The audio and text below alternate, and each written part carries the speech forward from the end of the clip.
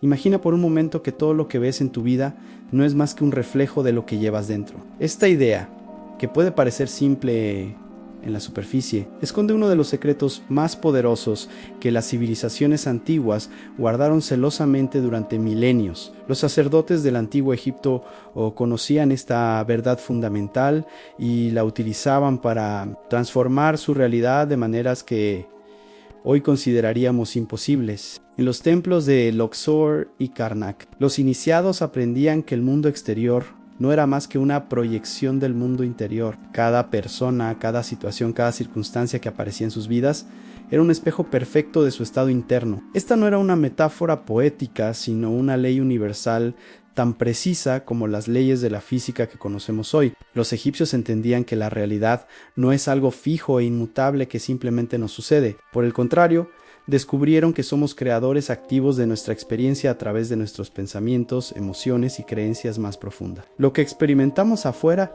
es siempre una manifestación de lo que cultivamos adentro, aunque no seamos conscientes de ello. Esta ley del espejo operaba en múltiples niveles de profundidad. En el nivel más básico, las personas que encontramos en nuestro camino reflejan aspectos de nosotros mismos que necesitamos reconocer. Si alguien te irrita profundamente, esa persona está mostrándote una parte de ti que no has integrado o que rechazas. Si admiras intensamente a alguien, esa persona refleja cualidades que ya existen en ti pero que aún no has desarrollado completamente. Los sacerdotes enseñaban que negar estos reflejos era rechazar el autoconocimiento. Cada vez que juzgamos a alguien con fuerza, estamos señalando algo en nosotros mismos que no queremos ver. Esta es la razón por la cual ciertas personas nos afectan más que otras. No es casualidad que determinadas personalidades despierten reacciones intensas en nosotros, mientras que otras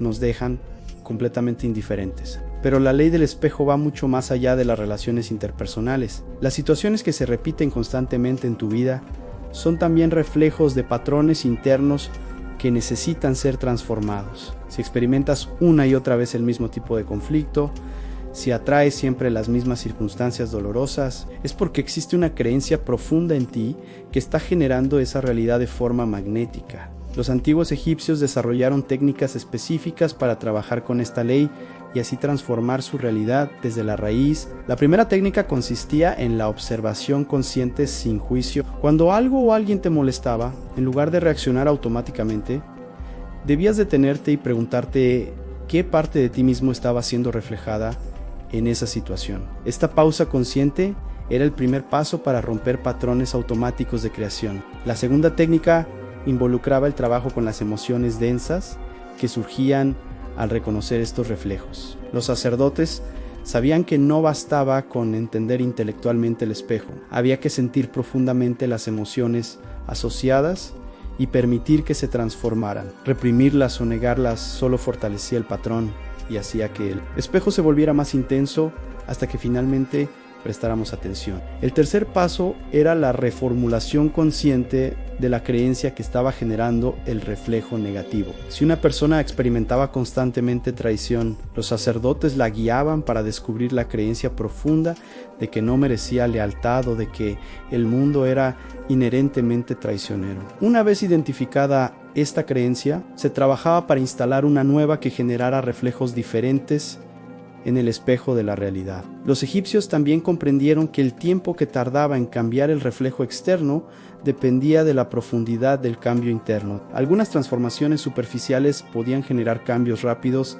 en la realidad externa, mientras que las creencias más arraigadas requerían un trabajo más sostenido y profundo. Antes de que el espejo comenzara a mostrar una imagen diferente, una de las aplicaciones más poderosas de esta ley era la capacidad de atraer circunstancias específicas mediante la cultivación deliberada de estados internos. Si querías atraer abundancia, debías primero cultivar la sensación interna de abundancia, independientemente de tus circunstancias externas. Si deseabas amor, debías convertirte en la encarnación del amor hacia ti mismo y hacia la vida, antes de que ese amor apareciera reflejado en otra persona. Este principio contradecía completamente la forma en que la mayoría de las personas abordaban sus deseos. La tendencia natural era pensar que primero necesitaban tener algo externo para poder sentirse de cierta manera. Los egipcios sabían que esto era invertir la ley del espejo. Primero debías generar el estado interno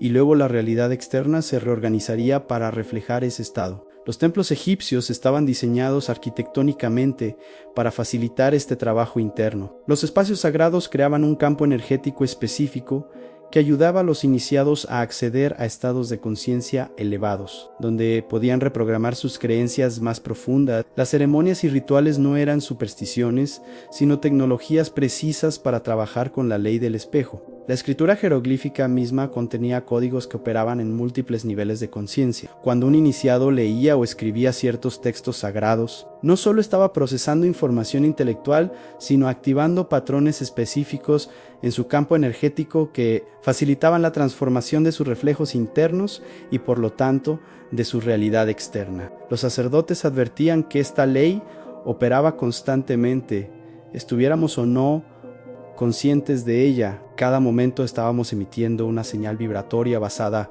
en nuestros pensamientos y emociones predominantes. Y el universo respondía con reflejos perfectamente alineados con esa señal. La inconsciencia no nos eximía de la ley, simplemente significaba que estábamos creando por defecto en lugar de crear deliberadamente. Una de las trampas más comunes era creer que algunos aspectos de la realidad estaban fuera del alcance de la ley del espejo. Las personas solían pensar que sus circunstancias externas, como su situación financiera o su salud física, eran resultado de factores puramente externos. Los egipcios enseñaban que absolutamente todo, sin excepción, era un reflejo, aunque algunas manifestaciones tomaran más tiempo en mostrarse que otras. La salud física, por ejemplo, era considerada un espejo perfecto del estado emocional y mental sostenido a lo largo del tiempo. Las enfermedades específicas reflejaban conflictos internos específicos que el cuerpo estaba tratando de comunicar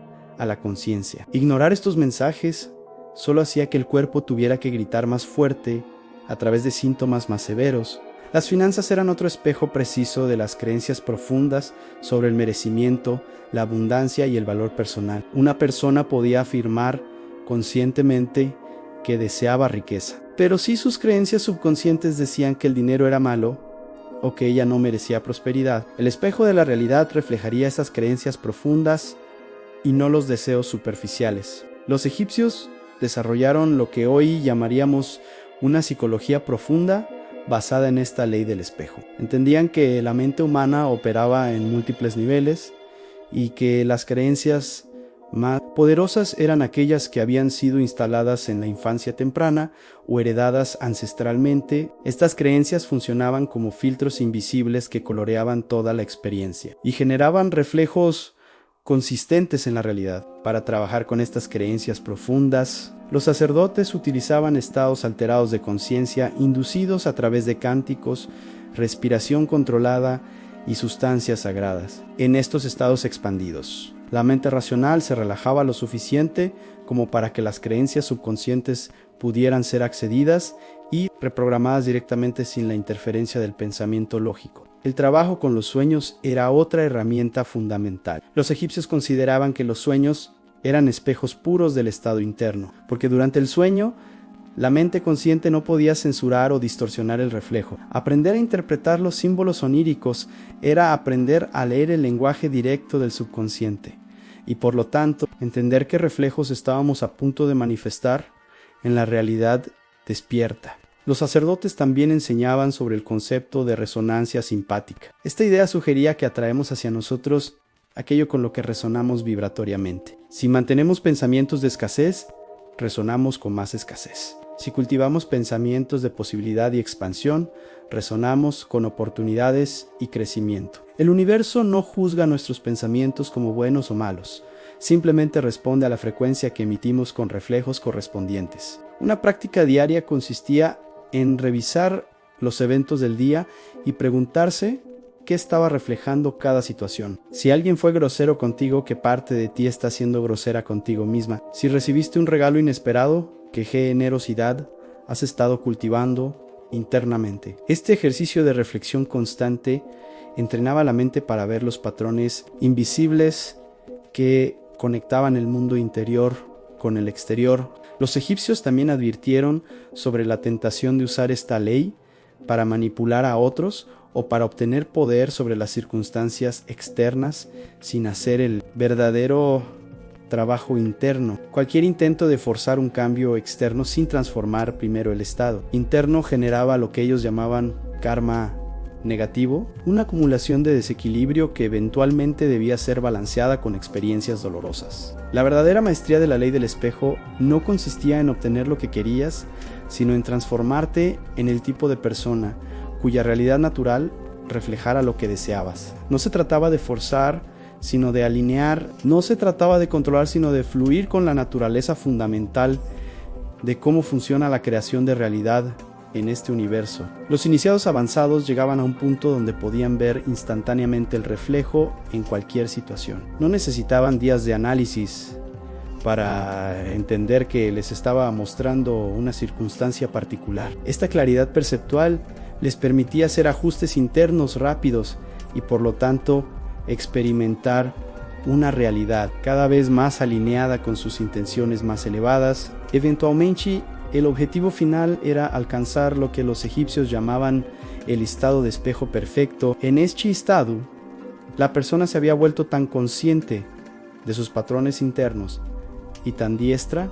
en transformarlos que su realidad externa se convertía en una expresión directa y casi instantánea de su voluntad consciente. Los grandes maestros y faraones iniciados supuestamente habían alcanzado este nivel de dominio. Sin embargo, los sacerdotes también enseñaban humildad. Reconocían que incluso los maestros más elevados continuaban encontrando espejos en su realidad que les revelaban aspectos de sí mismos que aún necesitaban integrar. La diferencia era que ellos recibían estos reflejos con gratitud en lugar de resistencia, sabiendo que cada espejo era una oportunidad para expandir su conciencia y refinar su capacidad de crear deliberadamente. La ley del espejo finalmente revelaba una verdad espiritual profunda. No estamos separados del universo que experimentamos. Somos co-creadores activos de cada momento, cada encuentro, cada circunstancia. Nada nos sucede arbitrariamente. Todo es una conversación continua entre nuestro mundo interior y el mundo exterior. Un diálogo sagrado que nunca se detiene y que nos ofrece constantemente la oportunidad de evolucionar. Los antiguos egipcios nos legaron este conocimiento a través de símbolos, textos y prácticas que han sobrevivido miles de años. Aunque gran parte de su sabiduría fue ocultada o perdida, la esencia de la ley del espejo permanece accesible para cualquiera dispuesto a observar honestamente su propia vida y asumir total responsabilidad por lo que ve reflejado en ella. Esta responsabilidad no es una carga, sino una liberación, porque significa que tenemos el poder de transformar nuestra realidad en cualquier momento mediante la transformación consciente de nuestro mundo interior.